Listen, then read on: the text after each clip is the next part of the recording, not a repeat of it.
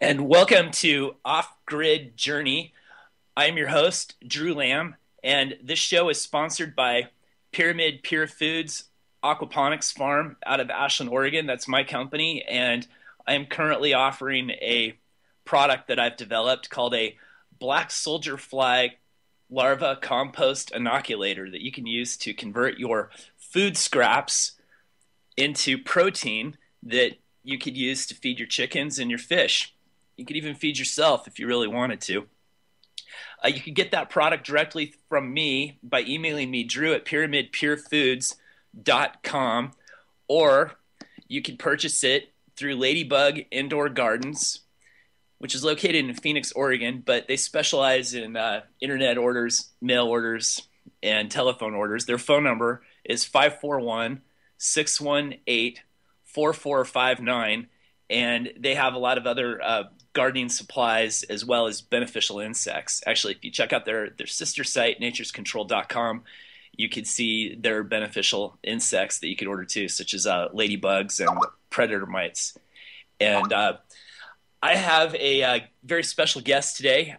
Andrew Mount returns to the show, and I'm going to pull him in right now. Bear with me just a moment.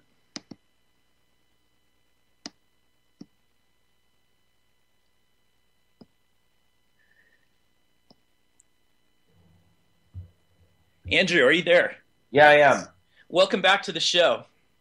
Hey, thanks. Are we live? We are live. So I invited Andrew to come on the show to talk to us about permaculture. And Andrew is a farmer, philosopher, and social entrepreneur, and he has some experience with permaculture.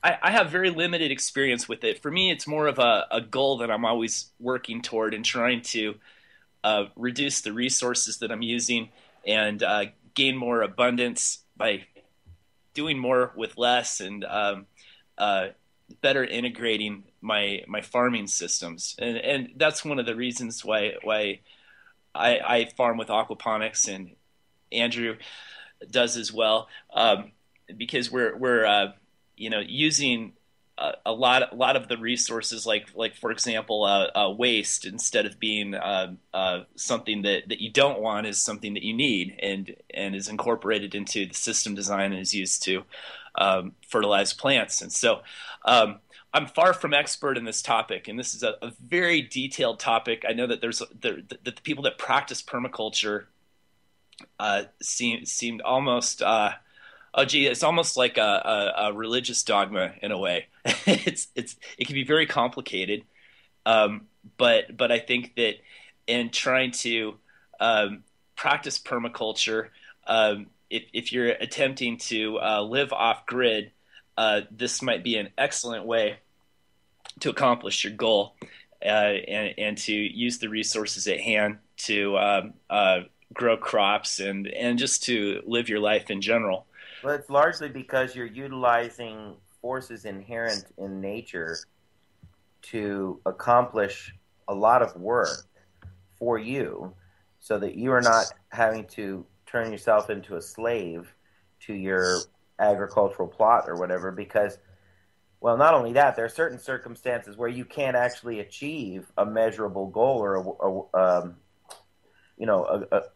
greater degree of fertility or usefulness to your land without certain design considerations being implemented, such as if you happen to have a small slope somewhere on your property and you have a limited amount of rainfall in a year, and limited well water or spring water on your property, then what you want to do on that slope is, and this is one of the most basic principles in permaculture, is you want to try to slow the dissipation of water off of that particular slope by building structures such as bioswales or hugelkultures or anything that would slowly would slow the movement of water off of that slope, and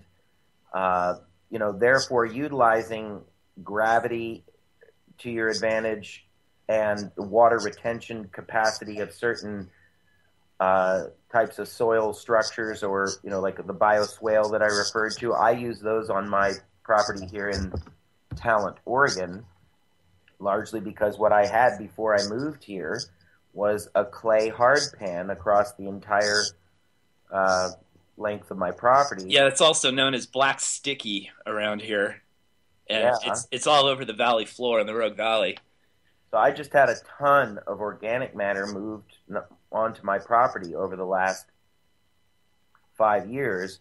And where I have placed these piles of leaf litter and logs and sticks and peanut skins and all sorts of different organic elements is I've placed them where they will be able to intercept the natural movement of water across my property and slow that, so that the water ends up being retained in these beds that are slowly but surely being formed by the decomposition of this organic matter. And I found that it's working tremendously well, such that I have a lot of piles where I can just throw seeds, and as long as these plants get established, and with regular watering, once that's happened, I don't have to water those areas as routinely as I once did, because there's natural water storage going on in the lower soil layers, either from a leaky hose upstream, like somewhere on my property. If I were watering 50 yards away from one of these bioswales and some water just happened to be leaking out of my hose and working its way down the natural contours of my property, that water's gonna end up being sucked up like a sponge, but by one of these bioswales downstream. Mm-hmm, mm-hmm. Now, there wasn't any way to achieve that when there wasn't organic matter put on the ground, Right. because it just got either, it ran right off into some drainage ditch, or the clay absorbed it, but you can't plant any decent crops in tight clay soils. No. So that's the other thing that I'm encouraging in permaculture. And by the way, we have to talk about certain principles in permaculture, like stacked functions, which is what you see in nature. So I'll give you a simple example for those that aren't seeing this clearly yet. If I build a big pile of organic matter, such as leaf litter and some small sticks and branches on my property, one of the things that it does, and we're going to start listing the stacked functions now. Okay, one of the things it does is it's breeding worms. Okay, it's a habitat. Okay, because that's one of the stacked functions. It's also a bioswale. That's the second stacked function, which is retaining water and slowing the movement of water across my property. It's also potentially a fertile garden bed in which I can plant shrubs, berries, roses, herbs, corn, squash, any number of things. And I've done all those things in one particular pile just by throwing seeds in there and letting the luck of the draw, letting the fates rule what comes up in there. Not trying specifically to grow something there, but saying, hey, whatever you want to grow, Mother Nature, just go ahead and grow it. Here's some seeds, do it. And I don't have to do much with such a pile, except occasionally keep it moist. But again, forest humus and decomposing organic matter has a very high water retention capacity. Like 30% of its mass is, that is, forest humus is known to retain 30% of its mass in water weight. And so anywhere you go that you want to create a fertile garden, the best thing to get there is organic matter. And I'm not necessarily talking about finished soil. I'm saying go get some organic matter that can serve first as like worm food, so that the worms can also propagate and then go out and help loosen your soil, your clay soil elsewhere on your property. Because first, what you did was you cultivated a huge army of fellow farmers known as redworms or Mhm. earthworms. And that's another part of what we're really trying to do is mirror or mimic all of the natural functions found in nature, in permaculture. Try to give your garden more of the appearance of an ecosystem than of, a bunch of raised beds with just, store-bought soil poured into them. Right. So that's one way of introducing permaculture. It was basically founded by a man named Bill Mollison Mhm. in Australia, I think. And I lived there for a while and read some of the early permaculture literature when I was in Australia. And he talked about things like if you notice that the back of your garden is being taken over by a huge thorny plant or something, rather than go in there and start ripping it out, why don't you throw a bomb full of seeds, like a seed ball made with mud and seeds? Why don't you just throw a bunch of those back there in that thorny bush and make sure the seeds that you're throwing in there are ones that have the potential to completely overcome and crowd out the thorny plant, and just watch Mother Nature take care of that for you, so you don't have to go in there and start ripping, shrubs out or whatever. I've noticed that there's a weed that grows in my backyard, and I haven't identified it yet. It resembles a dandelion, but it has a very long stalk. They tend to get about 14 inches tall, and they have a, a high number of small yellow flowers that grow very close to the stalk. And I noticed that they were attracting large amounts of ladybugs, and and so I took a closer look, and I noticed that they were covered in aphids, of course. Yep. And at that time, I wasn't having any aphid problems in my greenhouse at all. I was just having it was just perfect. I had a lot of greens growing in there, and I often have problems with aphids, and then I end up getting some ladybugs over at Ladybug Indoor Gardens, and I'll release 1,000 or so in there to take care of the aphids. But I didn't need to do that, and so when I saw these plants and I saw that they were covered in aphids, I was alarmed, and I thought, oh man, I'm going to get them in my greenhouse. And so I went and I pulled them all.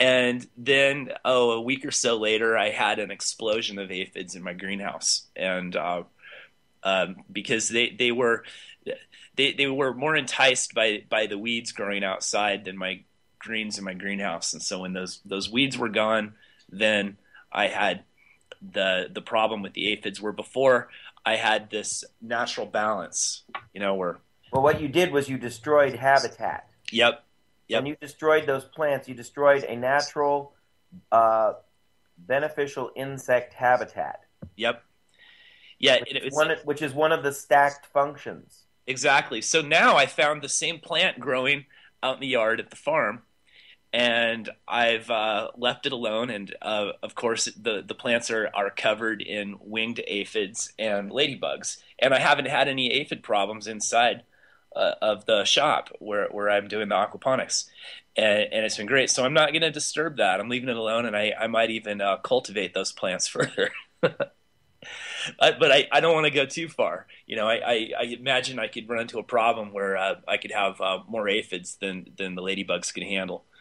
I guess what it comes down to is agriculture in the human context is very often divorced from the natural context. Hmm. And we don't, in organic agriculture, we can't afford that. Like, I know Steve Fry of Fry Family Farms here in Oregon, Hmm. plants lots and lots of different kinds of crops in the same area in order to achieve what you would normally experience in nature. Like, he doesn't plant 15 side by side rows of kale and chard or lettuce and cabbage or whatever, he plants alternating rows, plus there might be some flowers in there, and all these companion plants and all the variety is more akin to what you would experience in nature, and therefore the insect populations, whether they be beneficial or harmful, in the case of beneficial, they have a habitat, but in the case of harmful, they can't just propagate willy nilly or unimpeded. By virtue of the fact that you're monocropping and you don't have any companion plants. In other words, what I'm trying to say is nature already worked all this stuff out, Mm-hmm. and we're supposed to mimic her practices Right. um, if we want to be successful at agriculture. Yes, and the challenge is we're trying to produce food in an environment that's been greatly altered, manipulated, contaminated, and is somewhat dysfunctional now. And that's one of the things that drew me to agriculture, and especially farming indoors. And so, and farming in a completely artificial environment, and then trying to use Mother Nature as much as possible to accomplish the goal of producing food, producing fish, producing herbs, producing vegetables. And because and when you start building an artificial system, um, it's easy to rely upon like grid tied things, for example, like electricity. I'm very dependent upon electricity. I was trying to figure out ways to reduce my dependence on grid produced electricity. And so I think this is why I'm attracted to permaculture, because I can see if I could incorporate these principles as much as possible. I could limit what the inputs that I need to add. And one of the major inputs is labor too, like you pointed out. Um, I wanted to go over like the core tenets and principles of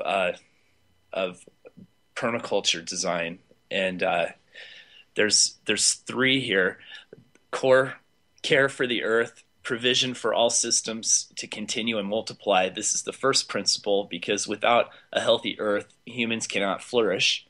The second one is care for the people, provision for people to access those resources necessary for their existence. And the final one, return of surplus, reinvesting surpluses back into the system to provide for the first two ethics. This includes returning waste back into the system to recycle into usefulness. And like this week, I was testing the water in my aquaponics system, and I noticed that my nitrate levels were really low. They were down to 8 parts per million.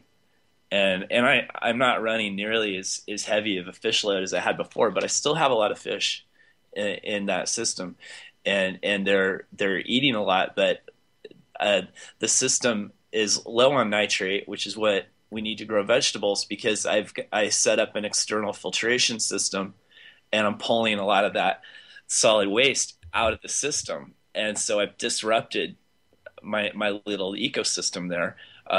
Because I've been pulling nutrients out, and those nutrients aren't going into the plants. And so now I need to process that waste, and and squeeze out those nutrients, in a liquid form to add them back into the system. Well, you could do that in another way, but go ahead. Well, continue with your thought there, Andrew. Well, what about detrital feeders, such as crayfish? Yes, that's it. And very much like the worms that are in the gravel beds, help to process that solid waste too. I would like to incorporate um, some some bottom feeders like that, like some crawdads would be fantastic to try in the system. I'd very much like to do that. But the solids in the system are incredibly great. I mean, it amazes me, especially the catfish produce massive amounts of solids, and they're eating a lot right now, and um, so it poses this problem where it starts to clog up the gravel beds, and then you've got this major bioload in there, and that material is oxidizing and pulling oxygen out of the system, and so you've got all these things you're trying to balance, and it's a great challenge because I'm not working with a natural system like a pond. A pond uh, uh, processes its own waste, and there's algae in there that produces oxygen, and has natural water sources, and so Mother Nature has clearly mastered uh, aquaculture and, and aquaponics in a way, where trying to do it in an artificial environment with few resources is extremely difficult, and to balance all these things out. And I think it's important to try to understand how nature handles these things so that they can be emulated as much as possible. Well, you could put this in the context of the unnatural environment that we call cities and societies. As a whole, humanity has not learned to integrate itself with natural systems. So the idea that you could actually turn that around and begin to reintegrate natural systems into the artificial environments that we occupy, I think that's one of the primary uses for aquaponics, frankly. Sure. Why, if you live out in nature, where you can do a lot of real healthy on the ground, even aquaculture and agriculture in tandem, would you need controlled environment agriculture unless you wanted just to extend your season or use a little less water or a lot less water? But the point is this: in the context, with the perspective of some kind of renewal of urban environments with a level of self-sufficiency built into it, aquaponics is ideal because you begin to, admittedly, with some challenges related to juggling all of the ecosystem functions when they become complicated. We are beginning to build some kind of a permacultural mechanism relative to food production back into our urban environments, which didn't have them before. Most people are not growing their food in the city. It's coming, which is actually, to be frank with you, I love to quote statistics. The cropland area per capita on the planet is declining pretty steadily. So there are more and more people and less cropland per person to support them. Why is that? Well, because of urbanization. Because everybody wants to live in cities because they're convenient and their friends are there, and you can go down to the store and buy whatever you want any time of day or night. But we are going to have to implement urban food production starting now, or we're not going to be able to feed ourselves. Right, and I look at this as an opportunity where we hear a lot about how the population of the planet needs to be reduced, and you've got these elites that talk about population control, especially in the third world, and a lot of people that are awake to the so-called New World Order. Think that the elites are engaging in genocide and to reduce the population, and then you see the the Georgia Guidestones, for example. Just a new stone was added to it with the numbers 2014. That is as if some sort of benchmark or milestone was achieved, which perhaps could be the spread of the Ebola virus. I don't know, but I take a more optimistic approach to this, and I think that the planet has a great carrying capacity if the resources are used efficiently.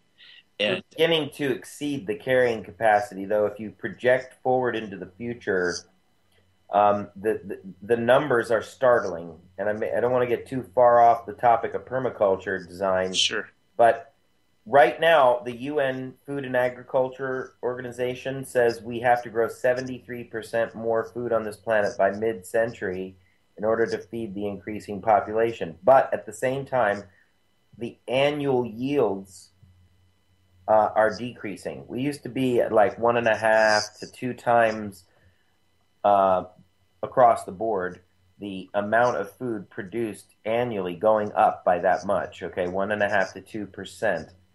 Not 1.5 to 2 times. Sorry, 1.5 to 2% a year were the usual annual agricultural increases of production, but they are declining now. So not only is cropland area per capita declining, but overall agricultural yields annually are still rising every year, but the amount by which they're rising is declining. mm-hmm, mm-hmm. So what does that predict? It predicts a global famine if you're also talking about a rising population. Okay, and there are books out there galore right now written by like people at the University of California, for instance, Mm-hmm. that are saying that's exactly where we're going. We're going towards global famine. Now, that's whether you want to call that the agenda of the elites or not, it just means we as a civilization don't have our proverbial shit together. Right, Because and you haven't even taken into account the collapse of the fisheries. You know, that's right, there's 84% of the world's fisheries have either collapsed or are recovering from near collapse or are near collapse. right. And this, it's especially in the Pacific Ocean. It seems to be getting worse and worse all the time. And and uh, I believe that fish is the primary protein consumed by human beings on the Yes. planet. Yeah, it And, is, although that's starting to shift. yes, well, yeah, and I might have to shift to insects. uh, Well, what I've heard is that in Africa, because of the collapse of the fisheries on the Atlantic coast in particular, um, they're now switching to game meats. oh, So unfortunately, that's going to put added pressure on uh, land animals. Humanity is like at such a crossroads; it's not even funny. mhm. And I really think to suggest that it's solely a function of, um, the powers that be trying to foment a new world order or, reduce the world population or whatever. It's just a poor excuse for us not choosing to address these matters directly. I believe firmly in self-government. I think that's what America was supposed to be, Mhm. is a place where we had relative, sort of regional autonomy, and we weren't ruled by Washington D.C. But everybody got to make up their mind on a more or less regional basis how they were going to manage their resource quotient. Like Sure. taking care of themselves. And I'm at the point now where I think that's what we have to reclaim is decentralized food production, decentralized power production, decentralized government if necessary, meaning Exactly. Yeah. how do we say I don't want to be part of the war economy. Right. I want to be part of something that actually can endure, something that can build resilience for the people. hmm hmm Yes, I agree with you 100%. Decentralization is the key across the board, and our society is built, completely counter to that. You know, food production, especially power generation, it's government. It's all centralized, and it just it adds to the instability of the entire system, our entire way of life.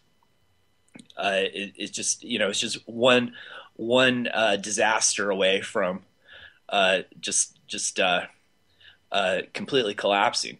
Yesterday I was in Grants Pass and I went to this community preparedness fair that was put on by the Oath Keepers, and I got to spend some time with Stuart Rhodes while I was there. He was a speaker, and Josephine County Sheriff Gilbertson was there, and he was talking about the reasons behind community preparedness, and he was talking about the fact that we're right in the middle of the Cascadia subduction zone, and Grants Pass and Ashland, are both pretty much built on, well, they're on granite, and his main concern was that there could be a major earthquake that would last 8 or 10 minutes, and that would just cause that granite to liquefy, and you just have mass destruction, and ultimately, like where we're located,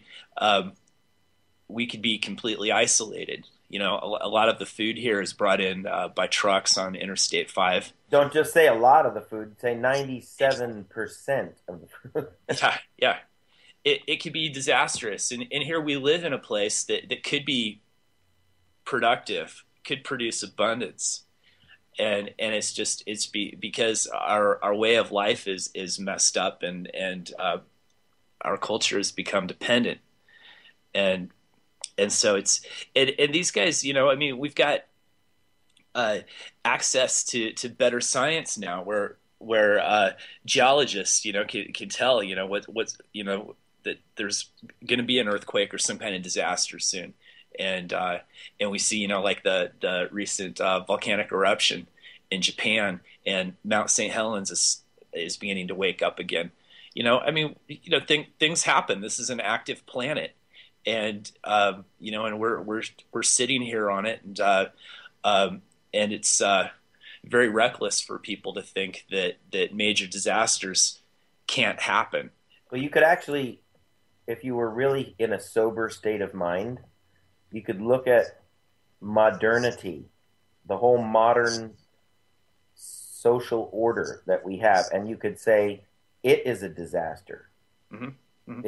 It is an unnatural disaster. And how then do we reform it is the question. Yes. How then do we restore some semblance of balance in our ecosystem that we call society? How do we make it more harmonious with true natural order? And to a certain extent, that means not expecting that anything other than the grassroots can come up with a solution. Mm-hmm.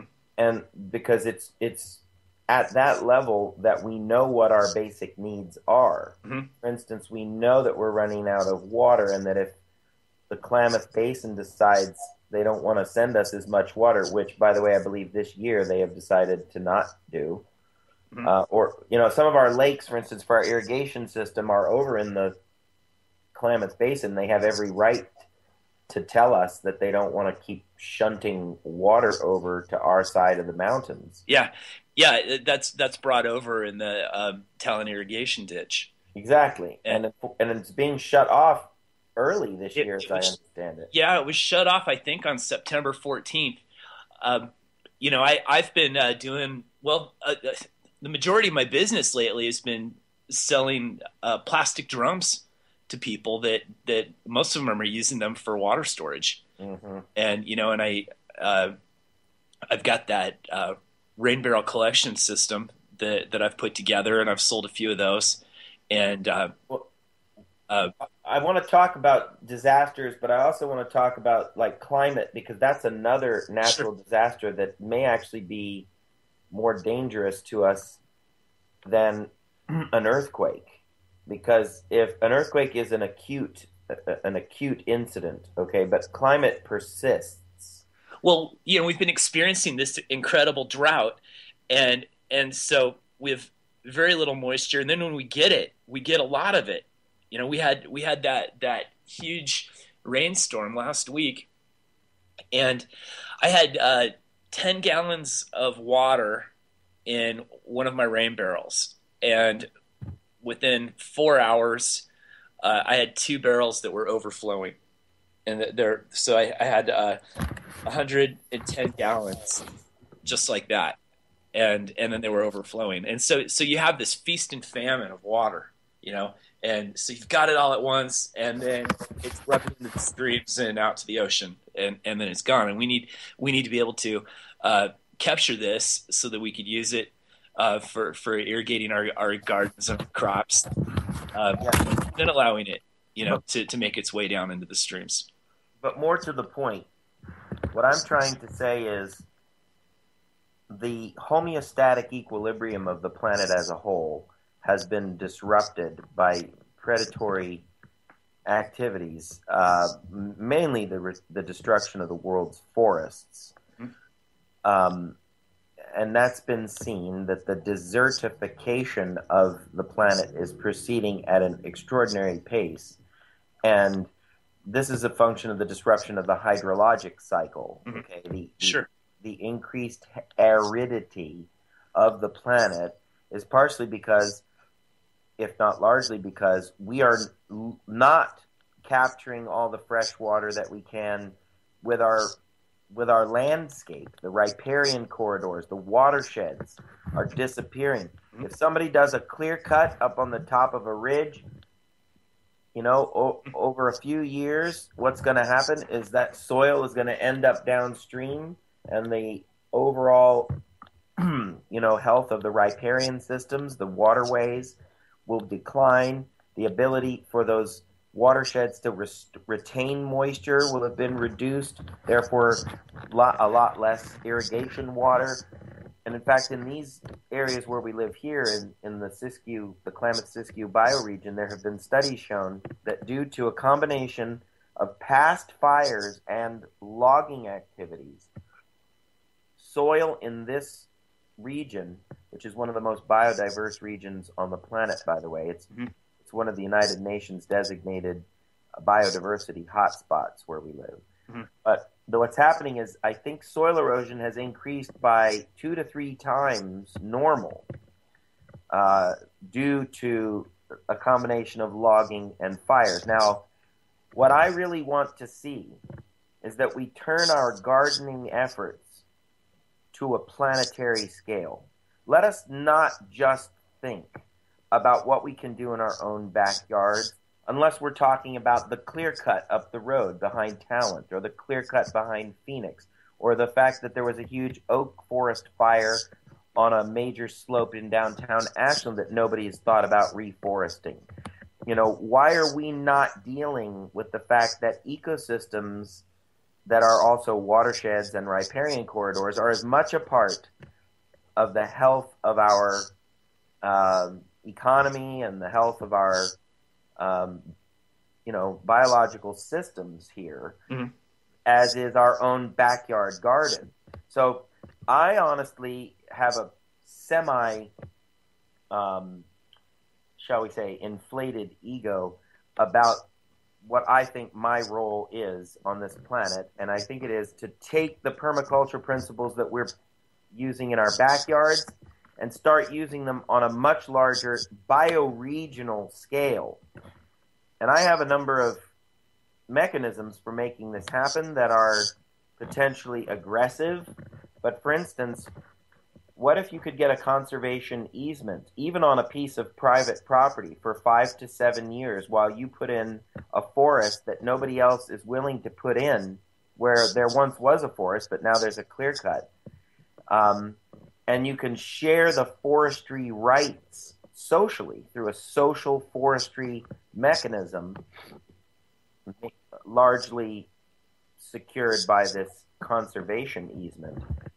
What if you were to be able to do that and create social forestry as a kind of permacultural design element in your local bioregional economy? And then, for the 5 to 10 years that people are up there planting trees, they're also harvesting berries and herbal medicines and, learning about ecology and improving the value of the private property holders' land also, so that when the conservation easement is up, that social forestry exercise is more or less done, and you can just let secondary succession, which is usually mediated by birds and other creatures, begin to plant the forest that will be there for the next 100+ years. So this is one of the mechanisms I would like to pursue in my social entrepreneurship role. But of course, all of us every day are just trying to figure out how to survive in a contracted economy. Mm-hmm. I think the long-term picture is less and less a part of people's thinking, whereas it really needs to be more and more a part of people's thinking, because it's what will save us. And aquaculture worldwide is being practiced unsustainably, like China is growing more fish with aquaculture than all other nations combined. But you can bet that it's being largely done unsustainably.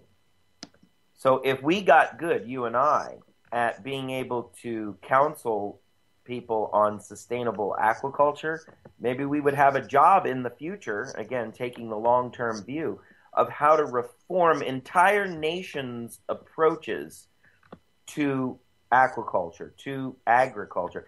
In other words, the things we're practicing in our backyards now are the things that the world as a whole is going to need us to proliferate from one corner of the globe to the next.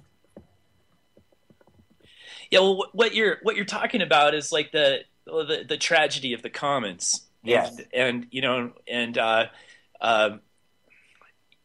what comes to mind immediately, of course, is the overgrazing that led to the Dust Bowl, and that is happening again. By the way. And that displaced some of my family. They were Dust Bowl refugees and came over to the Northwest to start over. And my grandmother used to tell me stories about what she experienced during that disaster. And this seems to be what happens when you have a commons and people are sharing these commons, and there's no motivation to conserve and care for them. It was like with the grazing, it was like a race to get your cattle out there and graze as much as you can before the other guy could, and and then before you know it, you've the ranges are decimated, and there's nothing left, and and I see like with the forest, for example. I think that private industry could do a much better job at cultivating the forest, because a clear cut doesn't serve them well. It doesn't produce anything. You have this land and you wrecked it, and okay, and you're just going to move on to the next piece, I suppose. It seems to be this a problem to me that stems from too much federal ownership of forest land, and then these rights are granted to lumber companies to log and clear cut. So what if there were a social business? And when I use the word social business, I don't mean nonprofit. I mean, what if there were a business that was actually a permaculture tree farming entity that was going out there and competing for those same contracts of forest management, but was doing so with a permaculture ethos, okay, with agroforestry projects as the centerpiece, not a bunch of yahoos with, old paradigm notions of what a forest is for. A forest is not just for harvesting. A forest is for stabilizing the ecology. It is what it does, and it's a function that we can't be without. Otherwise, we will have more chaotic weather patterns. The point is, people don't recognize that anthropogenic climate change is really a fair way of characterizing what is happening on this planet. And it isn't just from burning fossil fuels, okay? It's from cutting down all the damn trees. And I just think we have to turn that around. And it may sound like I'm exhorting people to get out of their little me, my, and mine shell. And maybe I am. Maybe I'm saying the kind of revolution that needs to happen at the bioregional level is where we take back the commons. If there are federal lands out there where there are poorly maintained and managed forests, then why aren't there social forestry and ecological restoration firms, for profit or nonprofit, that are pulling themselves up by their bootstraps, finding financing from one source or another to ensure that forests are not decimated and that soil does not continue to erode and that watersheds and riparian corridors are not lost, because that's basically what could be our epitaph. Mm-hmm. Water has been the very thing that has made or broken societies in the past. There's a great book called Pillar of Sand that speaks to this. It was a study done by a very astute academic on the history of agricultural systems and societies as a whole. And the premise of this book, Pillar of Sand, is that agricultural irrigation is what has destroyed civilization after civilization because of the salts that build up in the land Mm-hmm. from using groundwater as your main source of irrigation. And Sure. again, one of the things about permaculture is you're really trying to allow the resilience of natural systems to be your buffer, not the fact that you can go and tap an aquifer somewhere, even if you're, using up that aquifer at an unsustainable rate, which is basically how agriculture in many parts of the world right now is being conducted. In Asia, I know that there's at least 200 million people that are being fed today by overpumping of aquifers, and in India, I think 1/3 of the grain crop in India is being grown in that fashion. Wow. through depleting groundwater. Mm-hmm. And in the United States, the same thing is true, such that places like Nebraska and Missouri, which rely very, very heavily on the Ogallala aquifer, and I think a couple of others, are in probably 20 to 30 years going to become dryland agriculture states only, because there will not be any more aquifer water for them.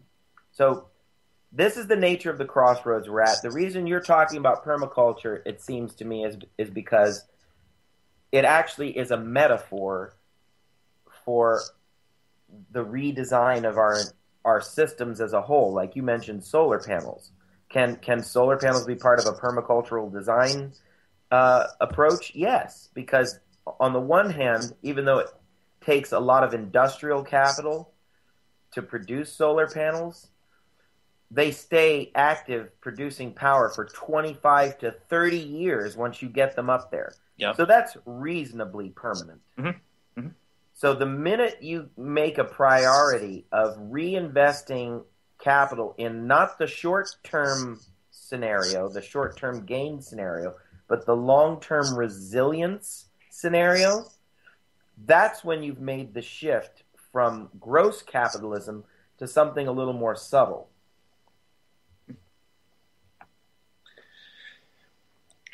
Yes, let's get into the 12 design principles of permaculture, and these are defined by David Holmgren in his book Permaculture: Principles and Pathways Beyond Sustainability.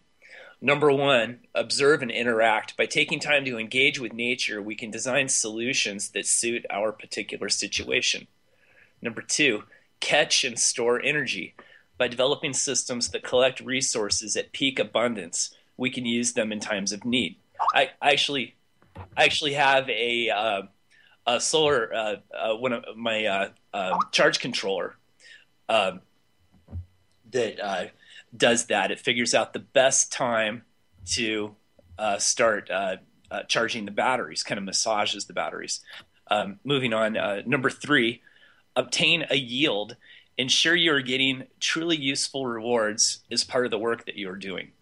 Number four, apply self-regulation and accept feedback. We need to discourage inappropriate activity to ensure that systems can continue to function well. Number five, use and value renewable resources and services. Make the best use of nature's abundance to reduce our consumptive behavior and dependence upon non-renewable resources. Number six, produce no waste. By valuing and making use of all the resources that are available to us, nothing goes to waste. This is what I try to focus on in my farming activities. I actually collect waste from a nearby business that produces organic fermented foods, and I grab a couple of 100 pounds of vegetable scrap from them each week, and then I compost that material with worms and black soldier fly larvae, and in turn generate feed for my fish.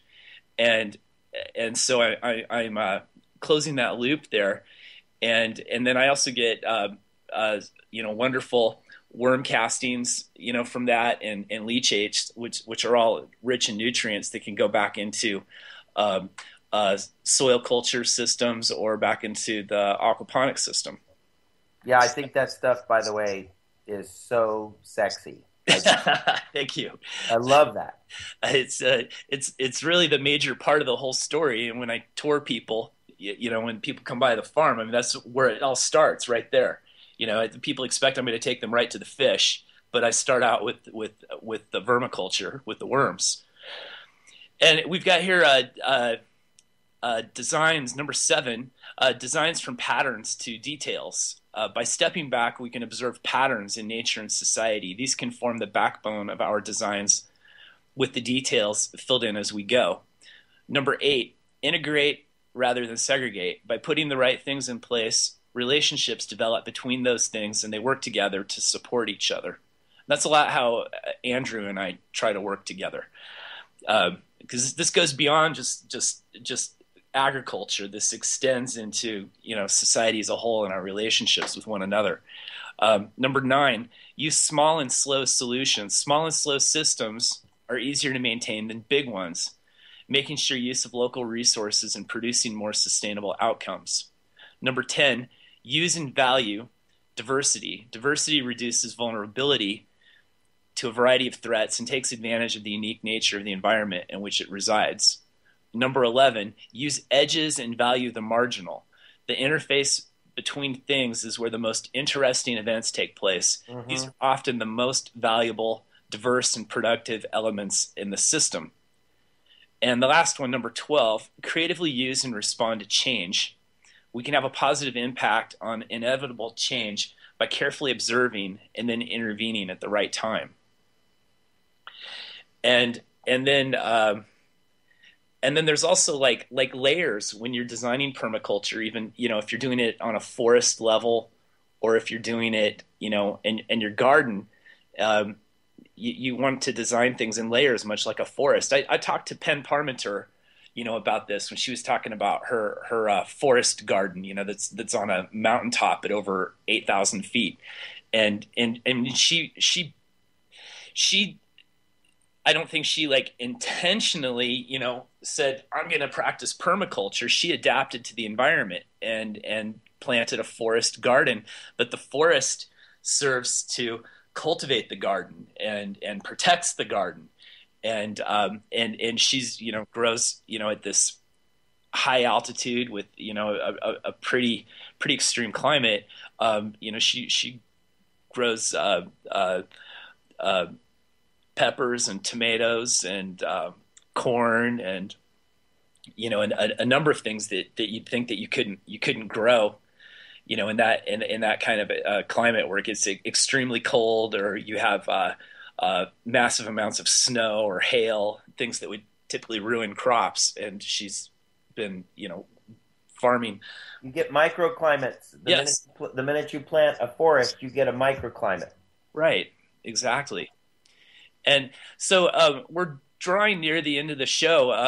Andrew, we've got a few more minutes. Would you like to add any other thoughts?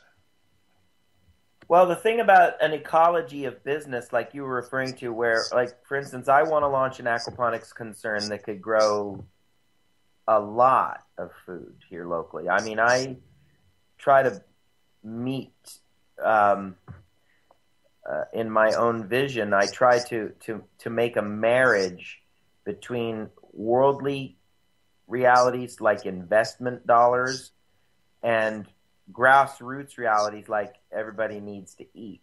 And I want to grow a lot of food, not just one or two small greenhouses. I want to grow maybe 5 to 10 acres worth of aquaponics greenhouses. But guess what? That ain't going to happen unless somebody like you, Drew, knows how to grow me enough insect larvae for all those fish. Mm-hmm. Mm-hmm. Because you already have those skills much better developed than anybody else I know around here. Mm-hmm. And so I see you as part of my ecology of commerce. In other words, I'm more or less dependent on a deepening relationship and alliance with you if I want to manifest my visions of sustainability around here. Right. I agree. So this is part of permaculture in a sense, is where are the resources already sprouting up, and you go and you gravitate yourself towards those streams of or flows or stocks of resources, and you make sure that you help to bolster that person's productivity by virtue of your productivity. So it's a synergistic uh, relationship that we're trying to create here. Exactly. And we are coming to the end of the show here. Andrew, thank you very much for coming on Off Grid Journey, and we will be back next week. Thank you very much for listening, and have a great day. All the best, everyone.